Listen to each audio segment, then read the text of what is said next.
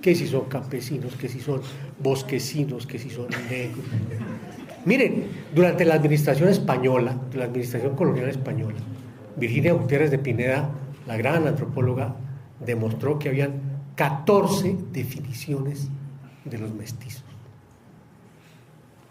Tentempié, salta en el aire, sambo. ¿Para qué servían?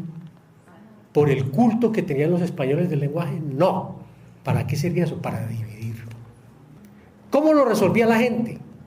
La gente del común lo resolvía en los palenques, lo resolvía en las rochelas, porque el problema no era si el uno era negro, blanco, mestizo o tentenela, no, el problema era que eran comunidades frente a las cuales se desarrollaba una cosa fundamental que Karl Polanyi ha dicho: esas comunidades no dejaban que sus miembros se murieran de hambre. Esa es la tarea. A mí me pidieron que hiciera un comentario sobre el plan de desarrollo cuando estaba en borrador todavía. Y yo decía: miren, yo ese plan de desarrollo simplemente lo agarro por un pelo y por ahí lo desbarato. Hay una palabra maldita que está por todo ese plan de desarrollo: la competitividad. El gobierno en esos momentos estaba hablando de que había que hacer frente a los desastres del invierno, y entonces se inventaban una cosa muy linda: Colombia solidaria. ¿Sí? Ahí sí la solidaridad funciona, ¿sí? Pero cuando se trata de construir, no. Cuando se trata de construir, vamos a hacer es competitivo, y por ahí nos meten el veneno. Tenemos que parar eso. La tarea es parar eso. Nosotros no vamos a ser competitivos, nosotros vamos a ser solidarios. Y ahí empezamos nosotros a enfrentar las tareas que se nos vienen. Porque esto que les estaba diciendo yo a ustedes de la convergencia de las crisis, la crisis económica, la crisis ambiental, la crisis política, ¿para qué nos va a servir la caída de la hegemonía de los Estados Unidos? Para algo nos tiene que servir. Nos vamos a quitar ese piano de encima para comenzar a mirar otras cosas, las tareas. Y yo les insisto mucho, este escenario que ustedes están construyendo acá, lo que hace es ponernos sobre la mesa la cantidad de cosas que las comunidades están poniendo a favor de las soluciones. Capacidad de producir, capacidad de restaurar ecosistemas. Miren, hay cantidad de experiencias que se están poniendo sobre la mesa, no de la gente cómo compite, no, la gente cómo construye solidaridad. Así como les decía, ese plan de desarrollo, desbaratémoslo, porque no vamos a competir. Así como les decía eso, les decía también, pongámonos frente a las tareas que hay que desarrollar. ¿Qué es lo que estamos defendiendo cuando hablamos de tierras y territorios? ¿Cuál es el derecho vulnerado? Y hay una gran discusión que yo diría que se plasma en dos sentencias, particularmente de la Corte Constitucional.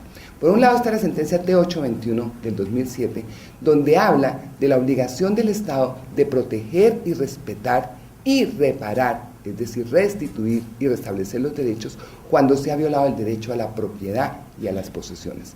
Ese es el derecho que hay que reivindicar, ese es el derecho que tiene núcleo esencial del derecho, ese es el derecho que tiene estándares internacionales para su protección, y ese es el derecho que en cierta forma ha sido amparado por la Corte frente a los territorios étnicos.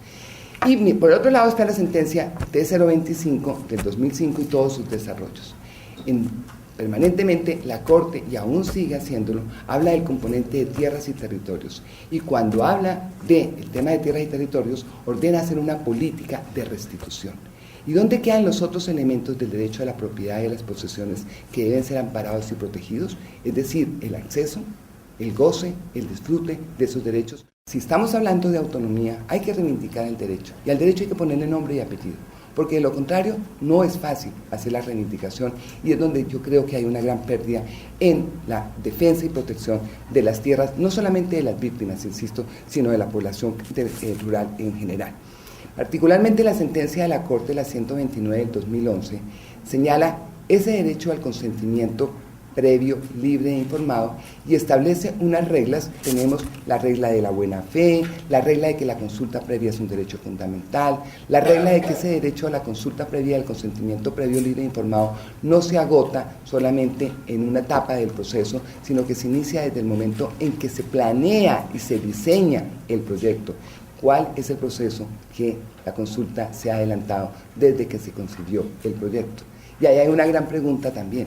¿Por qué no se consultan los documentos COMPES? Normalmente los proyectos de desarrollo están planteados en documentos COMPES que nunca son objeto de consulta y que luego se traducen ya sea en leyes, en decretos o en contratos y concesiones. La Corte Interamericana, en varias de sus sentencias, particularmente en la sentencia de Salamanca, dice que no se requiere que un gobierno ratifique la declaración para que le sea vinculante, porque la declaración por sí misma simplemente recoge normativas que ya han sido ratificadas por el Estado. Sin embargo, ustedes saben que el gobierno colombiano, la administración anterior, y en esta administración no se ha pronunciado, se negó a aceptar y a ratificar la declaración, especialmente por la existencia de dos temas. Uno, el consentimiento previo, libre e informado, y dos, la posibilidad de militarizar los territorios étnicos. En primer lugar, la sentencia T-769 de 2009 estableció y limitó el consentimiento previo, libre e informado para lo que tenía que ver con grandes planes de desarrollo o de inversión, y en los demás, señalaba la sentencia, se procedía a la consulta previa, libre e informada.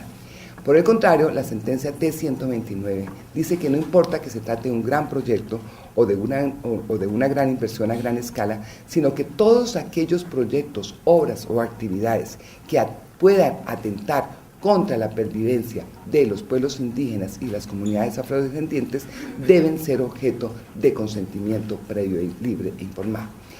Yo creo que no basta con acudir, como lo decía, no basta con demandar por violación del derecho a la consulta. Tenemos que entrar al fondo del tema, y es el modelo de desarrollo que se está implementando. Tenemos una constitución garantista, respetuosa de los derechos humanos, y tenemos por otro lado un modelo de desarrollo que parece que va en contravía de esa constitución. Y allí de nuevo los invito a leer la sentencia 129 del 2011, donde la Corte llama la atención, ¿sí?, de la necesidad de conciliar los intereses del progreso y el desarrollo, o la competitividad, como se dice en el documento del Plan Nacional de Desarrollo, con los intereses propios de otros sujetos que son reconocidos como parte de nuestra nacionalidad, como parte de ese Estado social de derecho.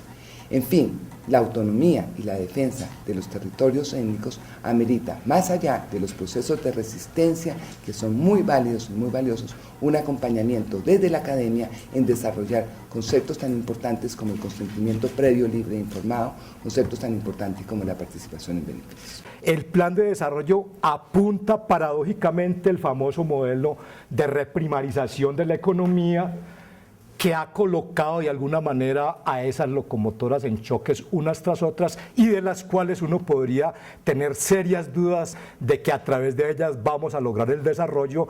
El Plan Nacional de Desarrollo, en el artículo 61, y el proyecto de ley de desarrollo rural se compaginan con ese modelo agroexportador, se complementan uno al otro. En el primero se crean las condiciones y las posibilidades para ampliar la UAP, para beneficiar a los proyectos agroindustriales que se representen, para tomar las zonas de reserva campesina como aliados que aportan a esos grandes proyectos con su tierra. Y en el segundo, en la Ley de Desarrollo Rural, el eje central de la misma son los derechos de superficie, que van a garantizar un poco cambios en las condiciones de propiedad de la tierra en este momento.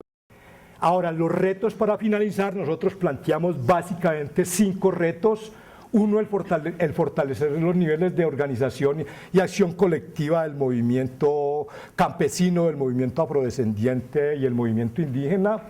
Defender la autonomía y su territorio más allá de las zonas de reserva campesina y de la normatividad vigente. Y aquí queremos un poco resaltar la experiencia de los compañeros de la Asociación Campesina del Valle del Río Cimitarra, quienes aún con la zona suspendida, ¿cierto?, continuaron con gestión internacional y lograron crear un modelo propio de zona de reserva campesina, un modelo propio de gestión, un modelo propio y nuevos criterios de distribución de la tierra.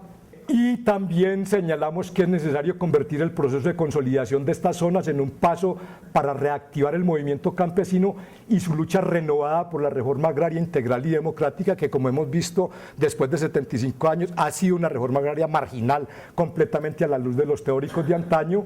Seguir aportando en asocio con los indígenas y los afrodescendientes la solución política negociada al conflicto, así como decimos otro mundo también es posible, también podemos decir que hay otras formas de mercado, otras formas de comercialización que son posibles, alternativas propias de las comunidades campesinas. Muchas gracias, muy amables. Mire, yo vengo de una comunidad que es de 1533, antes estaba organizado el país como Estado y Colombia, donde se realizó la esclavitud, es decir, no como nos las cuentan, nosotros nos imaginamos dónde es.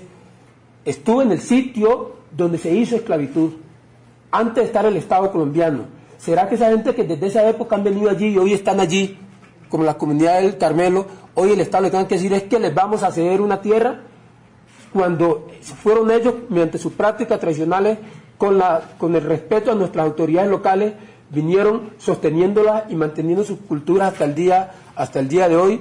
Pero hemos tenido una dificultad, y es que el pueblo negro no participa como tal en las determinaciones políticas, porque es posible que haya muchas personas negras en el proceso, pero no nos representan a los partidos y movimientos políticos, y hoy más cuando las determinaciones están tomando por bancada. El pueblo negro no tiene poder político, el pueblo negro no está construyendo, elaborando leyes que amparen nuestros derechos, y ahí tenemos una dificultad. Si nosotros no seguimos en la lucha para defender nuestro territorio, nos va a pasar lo que le ha venido pasando a la comunidad indígena, que cada día vamos a estar más en la ribera, en la ribera, en los ríos, es más, cuando venimos siendo amenazados por todo el poder económico de multinacionales y capitalistas de este país. El llamado es que nos unamos a defender el territorio, porque si no vamos a ser desplazados como lo hemos venido haciendo desde hace mucho tiempo. Muchas gracias. La Guardia Cimarrona, como su nombre lo expresa, es la entidad que garantiza la seguridad local. En los años anteriores no se denominaba guardia, pero sí eran cimarrones que temían de la valentía de huir del yugo español, consiguiendo así la libertad y autonomía. Es de aclarar que en la actualidad la comunidad de San Basilio de Palenque ha organizado la Guardia Cimarrona de acuerdo con las normas autóctonas. Una parte a tener muy en cuenta es que San Basilio de Palenque es una de esas pocas poblaciones que aún conserva la posición de no aceptar hombres uniformados de la policía o ejército. En los últimos 20 años, Palenque ha sufrido el control de los guerrilleros, y a finales de los 80 por un grupo paramilitares que en ese entonces controlaron la vida, el estado, el territorio palenquero. Es precisamente esas razones las que dieron fuerza para la configuración de esa Guardia Cimarrona. A pesar de que ya no se perciben grupos de la guerrilla, a pesar de que públicamente pues no se perciben grupos paramilitares, pero sí de terratenientes, entidades organizadas que entran a Palenque a ofrecer prebendas, recursos económicos con buenas estrategias a palenqueros para que vendan o alquilen sus territorios. Es allí donde la Guardia ha entrado a jugar su papel como defensor del territorio. Ha dicho, no negocié con la comunidad civil. Efectivamente, para eso estamos nosotros. ¿Por qué la comunidad prefiere más a la Guardia que al ejército? ¿Por qué? Es precisamente porque el ejército efectivamente garantiza la seguridad social. Pero la Guardia Cimarrona, además de garantizar la seguridad social, efectivamente garantiza la protección del territorio y la protección de los saberes ancestrales. Cuidemos nuestra herencia que nos dejaron nuestro abuelo, un gran conocimiento para conservar el territorio, un gran conocimiento para conservar el territorio.